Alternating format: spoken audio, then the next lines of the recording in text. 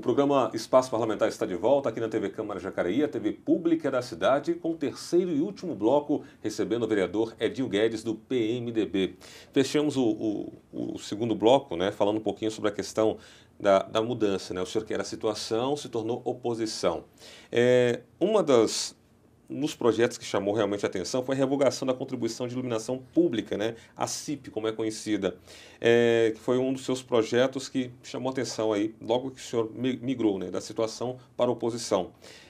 Baseado nisso, eu pergunto, em que está baseado ou pautado o seu trabalho como oposição hoje? Daniel, eu penso assim, oposição e situação, na verdade, são apenas uma declaração de afinidade com o trabalho de quem está administrando o Poder Executivo. Mas eu penso que o trabalho do vereador, ele tem que ser indiferente sendo oposição ou situação. Ele tem que ter a mesma responsabilidade sendo situação ou oposição ao estudar um projeto de lei, ao defender um projeto de lei, ao analisar um projeto de lei que ele está votando, e tem que ter a mesma responsabilidade no ato de fiscalizar. A partir do momento que um vereador de situação passa a se omitir na fiscalização só porque ele é de situação, ele está ferindo o dever dele. Então eu nunca fiz essa separação, e volto a falar que a gente estava pontuando no último bloco.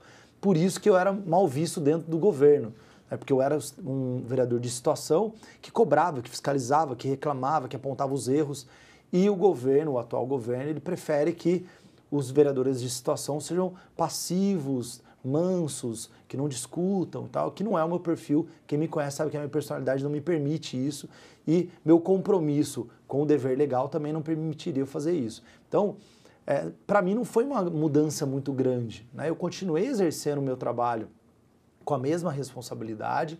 A diferença é que os apontamentos, né, de coisas que eu entendo que devem ser aprimoradas, de erros que são cometidos, que antes eu sempre fiz e nunca me furtei em fazer, fazia olhando para o secretário, na cara, conversando com ele na reunião ou numa conversa direta no gabinete de cada secretário, de cada gerente, que esse é a facilidade que o vereador de situação tem, ele tem um acesso mais fácil ao Poder Executivo.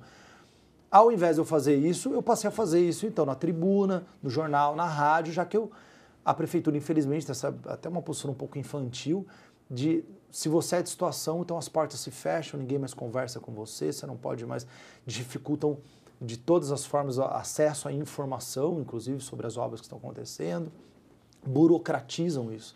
Então, para mim, não houve grandes diferenças, não. Eu continuei atuando, e com relação a esse projeto que você falou da contribuição de iluminação pública, ou taxa de iluminação pública, tá errado falar taxa, o certo é contribuição mesmo.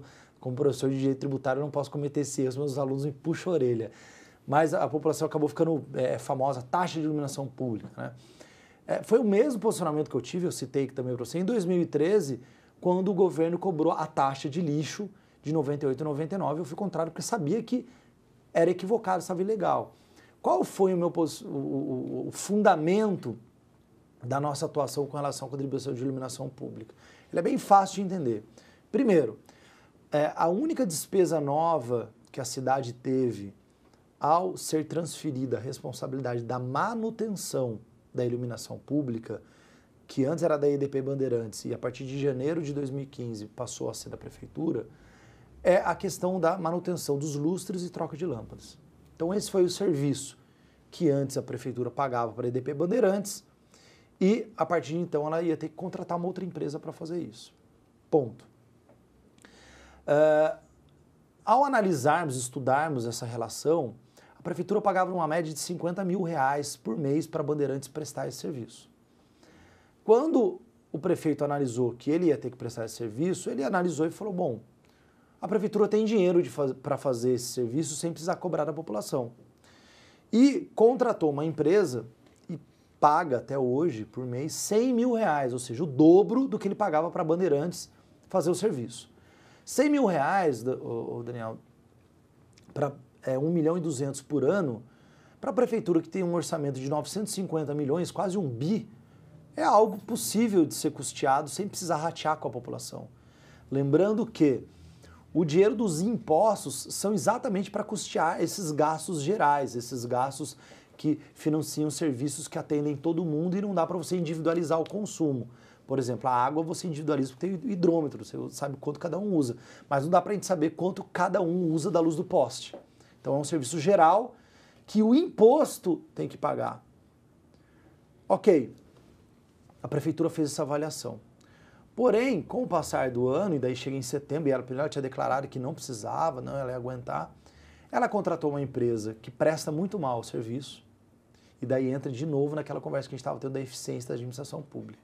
Como a prefeitura ela é ineficiente em fiscalizar as empresas particulares que ela contrata, que ela terceiriza, essa empresa começou a prestar mal o serviço, e em vez da prefeitura rescindir o contrato, aplicar uma multa contratual, contratar uma nova empresa, ela tirou da cartola a história que não, vamos criar contribuição, porque daí a população pagando mais vai ser resolvido o problema.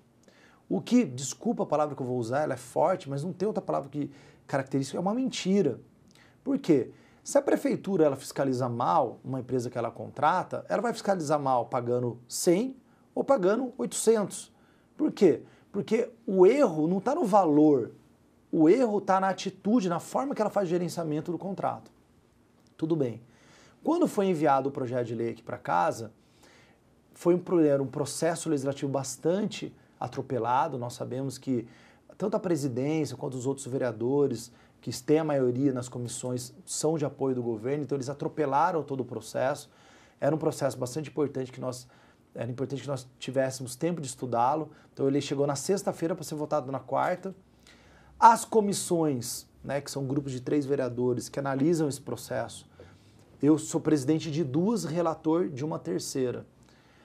Fizeram uma reunião escondido, fora do dia de reunião. Eu sequer participei dessas reuniões e deram o parecer tudo favorável, sem eu como membro ter sido ouvido. E isso gera um vício no próprio processo de votação do projeto de lei. E o projeto enviado pelo prefeito, na sua justificativa, não tinha sequer uma estimativa de arrecadação, não tinha uma conta matemática dizendo quando que se pretende arrecadar. E uma contribuição, ô Daniel, ele é um tributo contraprestacional. O que é isso? O dinheiro arrecadado é para pagar um serviço. Então tinha que ter uma planilha dizendo, ó, esse serviço custa tanto, nós temos tantos moradores e vamos arrecadar X para pagar esse serviço. Tudo isso foi omitido no projeto de lei. Nós sabíamos desses valores pelos secretários municipais, que daí chegou 2 vezes a falar em emissoras, né, a Rede Globo e outras emissoras, dizendo, não, 100 mil reais por mês não dá mais, nós precisamos de 250 mil reais. O que me causou espanto, porque 250 mil reais era 5 vezes o que a prefeitura pagava para Bandeirantes em 2014 para fazer esse serviço. Eu achei bastante estranho, mas 250 mil reais, a gente está falando de 3 milhões de reais por ano. Por um orçamento de quase 1 bi, não é um valor que precisa cobrar da população também. Então, mesmo esse valor, para mim, não justificava criar mais um tributo no momento de crise, onde a Schroeder, Rodia, várias empresas de Jacareí estão fechando, colocando pais de família na rua. Então, é o momento de se cobrar mais tributo. Tudo bem. Qual foi minha surpresa, Daniel? Que mesmo na correria, mesmo atropelando o processo, a gente quase varou a noite da terça para quarta estudando o processo, e nós fizemos um cálculo e descobrimos que a prefeitura, com a contribuição de iluminação pública, ela passaria a arrecadar 850 mil reais por mês. Poxa, ela gastava 50 com a Bandeirantes, disse que precisava de 250 e com esse projeto que ela mandou, ela vai arrecadar 850 mil, 10 milhões por ano. É muito dinheiro. Então a chance de desvio desse dinheiro, a chance de má gestão é muito maior. E está se arrecadando por algo que não precisa, porque os impostos já pagam isso. E daí a gente configura a bitributação. Você paga um tributo para algo e depois cobra outro tributo com nome diferente para a mesma coisa. Então, todas essas razões me motivaram realmente a discordar dessa cobrança, a qual eu continuo achando que está equivocada. Vou entrar judicialmente para questionar isso, né, esse vício na votação. E então apresentamos um projeto pedindo para revogar, como o Bom Jesus Perdões fez, outras Taubaté também está fazendo agora, através até de um vereador do PT lá. Então nós entendemos isso e a saída tem que ser sempre legal, tem que ser dentro da lei. Então quando você tem uma lei que você discorda, você pode fazer uma lei para pedir a revogação dela. Essa lei, no caso, era possível ser feita, tem algumas leis que só o prefeito pode fazer, ou só a mesa diretora pode fazer. Então, apresentamos esse projeto de lei para revogar. E, inicialmente, teve 7 autores, né? Infelizmente, um dos autores, na última hora, foi convencido ao prefeito a mudar de ideia, infelizmente, e a gente não conseguiu revogar pela via legal. Agora, resta a nós a via judicial, mas continuamos nessa luta porque entendemos que a prefeitura tem esse dinheiro e arrecadar 10 milhões de reais, é importante pontuar isso, que a prefeitura gastou ainda mais dinheiro fazendo propaganda e desinformando a população sobre essa contribuição. Ela fala, ó, você pagará de 1 a 7 reais. E não fala se é mensal ou anual. Primeira malícia na propaganda que ela colocou, inclusive, no horário de Fantástico. Porém, Daniel, o comércio vai pagar 400 reais. A indústria, 400 reais por mês. A indústria vai pagar 4 mil reais por mês. E o padeiro que vai pagar 400 reais a mais por mês, como que ele vai pagar isso? Ele vai passar isso por preço do pão, por preço do leite. Então, no final das contas, o industriário também vai passar isso por preço do produto dele. Todos nós vamos pagar esses 10 milhões a mais que a prefeitura vai arrecadar. Porque isso vai ser repassado para o consumidor. Então, é uma mentira dizer que é de 1 a 7 reais, porque, na verdade, esses 10 milhões de reais que vai ser cobrado da sociedade, nós vamos ter que pagar. Então, isso me motivou bastante a entrar com esse processo e vamos continuar lutando por todos os meios legais para reverter essa situação. Muito bem, o programa Espaço Parlamentar com o vereador Edil Guedes, do PMDB. Vereador, quais são os principais desafios da gestão pública aqui de Jacareí? Mudar a forma de gerir a cidade. E não com projetos mirabolantes, eu vou salvar a educação, eu vou salvar a saúde, eu vou salvar o transporte, porque em que pese todas essas áreas que eu coloquei serem fundamentais para o funcionamento da sociedade, se você tem uma estrutura administrativa velha, arcaica, com servidores desmotivados, destreinados, qualquer projeto legal que você traga vai funcionar 6 meses, 1 ano e depois ele não prospera, ele não continua. Então, eu vejo que não adianta você ter uma escola maravilhosa se você ficar doente para o hospital e não funcionar o hospital. Não adianta você ter um hospital maravilhoso, você cheio de saúde, chegar em casa, se assaltar e tomar um tiro porque você não tem segurança. Então, eu acho que a gente tem que evoluir dessa discussão de bandeira que parece time de futebol, né? Eu torço para a saúde, eu torço para a educação, eu torço... Acho que essa é uma visão limitada de política pública. O desafio hoje de Jacareí é fazer o que, infelizmente, essa administração se negou a fazer, que é se modernizar, inovar, diminuir o seu tamanho, cortar o número de cargos comissionados, né? Diminuir o número de funcionários que a prefeitura tem. A gente vê a GM, todas as empresas que estão passando por dificuldades, a primeira coisa que ela faz é redimensionar. E os cargos de indicação política, que essa prefeitura acabou nomeando os cabos eleitorais, muitas vezes até muitos sem capacitação, alguns com capacitação, são bons funcionários, mas muitos sem capacitação nenhuma, coloca porque tinha dívida eleitoral. E isso torna, primeiro, consome o dinheiro que era para ir lá para a Santa Casa, para a escola, e dificulta que a população tenha um serviço público de qualidade, e deixa de investir em transformar o que vai ficar para sempre, que é a estrutura da administração, que são os funcionários concursados, que são os maquinários. Então, hoje, o grande desafio de Jacareí é tornar a prefeitura mais eficiente. Ela deixar de ser esse ralo do dinheiro público que nós estávamos vendo. Eu citei isso na penúltima sessão. A prefeitura gasta com cafezinho, com coffee break, faz reunião e gasta por ano mais de 200 mil reais. É muito dinheiro para cafezinho, sendo que a gente tem uma situação...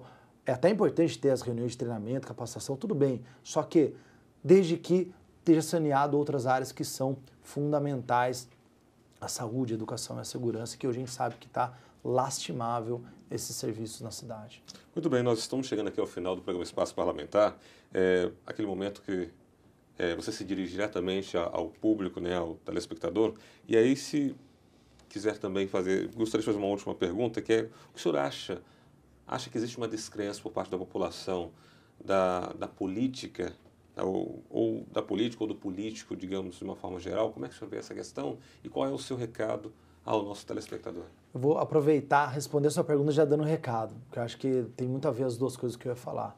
Primeiro, dizer que a política é um local das pessoas de bem, das pessoas que querem doar sua vida para transformar a vida de todos, de uma coletividade. Da mesma forma que o pai faz política doméstica, se doando pela qualidade de vida da família, que o professor faz política pedagógica, se doando para a qualidade de vida dos professores, o político público, ele se doa para a qualidade de vida de todas as pessoas. O que nós não gostamos, e todas as pessoas de bem não devem gostar mesmo, são dos politiqueiros. Então, política e politicagem são duas coisas diferentes. A política é a ferramenta de transformar a vida de todos para melhor. A politicagem é utilizar essa oportunidade para benefício próprio. Então, infelizmente, nós sentimos que a população está descrente. Por quê? Porque os exemplos que nós estamos vendo na mídia são de pessoas que tiveram a oportunidade, receberam a confiança da população para exercer a política e acabou fazendo a politicagem. Porém, é importante nós termos esperança no sentido de que não são todos que têm esse intuito, nem são todos que se guiam por esses valores.